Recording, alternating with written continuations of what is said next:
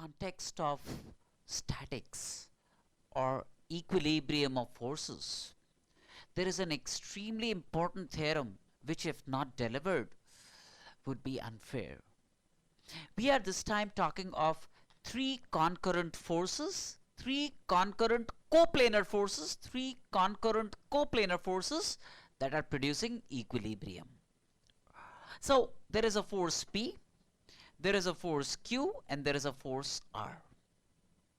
And they are concurrent forces. They are all, let's say, acting at the point O. And their angular dispositions are given as follows. This is alpha, this is beta, and this is gamma.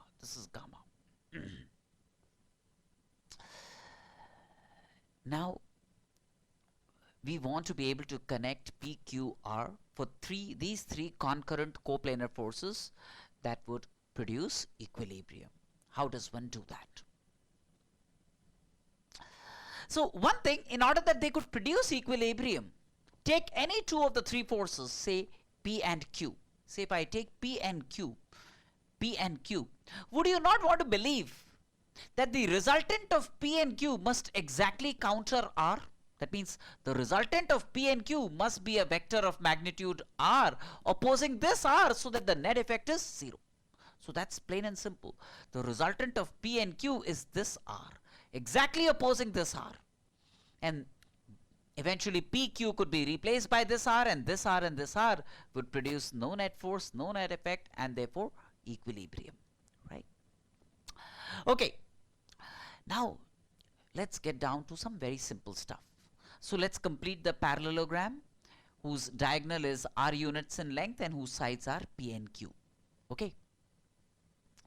Very clearly, if this angle is alpha, would you not want to believe that this angle is going to be pi minus alpha? Yes.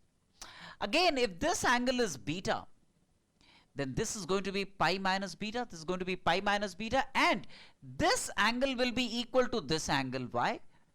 Because this side is parallel to this side, and these are alternate angles. Right? And if this side is P units length, the opposite side of the parallelogram will also be P units in length. So this is Q units in length, this is P units in length, and this is R units in length. Right? So now I have pi minus beta. What about this angle? This is pi minus this plus this. So pi minus this plus this is 2 pi minus alpha plus beta. But realize that alpha plus beta plus gamma is 2 pi radians. So gamma is 2 pi minus alpha plus beta. So 2 pi minus alpha plus beta is gamma. So this is like a pi minus gamma. Pi minus gamma is this, right? So now we have a triangle. Look at this triangle. R units like this, Q units like this, and then I have P units like this, P units like this, right? And these angles are, this as you can see is pi minus beta, this is evidently pi minus alpha, and this as we obtained is pi minus gamma. This is Q units, pi minus gamma. Right? Now evidently, again, in this triangle I can apply sine rule. What does sine rule produce? Sine rule says this side, which is P units in length, divided by sine pi minus alpha, is this side, which is Q units in length, divided by sine pi minus beta. This is sine rule, by the way.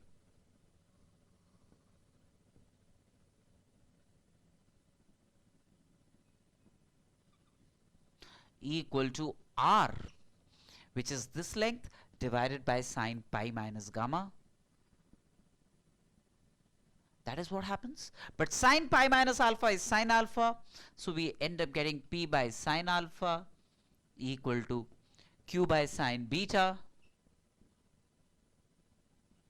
equal to R divided by sine gamma. That's what we get. Right? So if three forces P, Q, R are in equilibrium, concurrent coplanar forces are in equilibrium, then each force P will be proportional to the sine of the angle opposite between the other two forces. See, alpha is the angle between Q and R, so P proportional to sine alpha. Look at Q. Q is proportional to sine beta, where beta is the angle between the other two forces. So each force will be proportional to the sine of the angle between the other two forces, and this theorem is called Lami's theorem, an important result in context of statics or equilibrium, right? So if three concurrent coplanar forces are producing equilibrium, then each force will be proportional to the sine of the angle included between the other two forces, a direct consequence of sine rule, right? So with Lami's rule in place, we now are pretty much equipped to solve a world of problems on equilibrium and related stuff. Surely we'll get back to a host of things of this kind. This much for this video.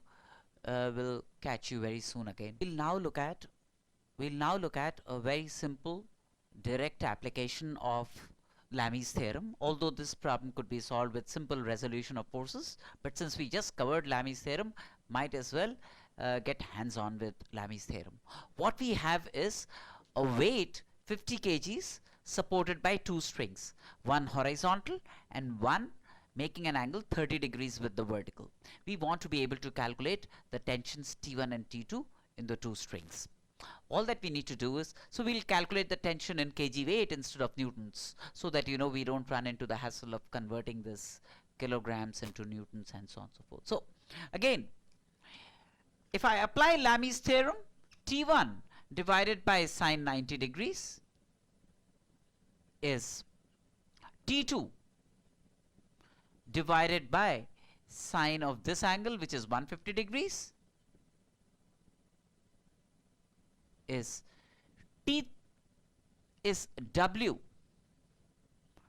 which is this, divided by this is 120 degrees sine 120 degrees. That's how it goes, right? So there we go.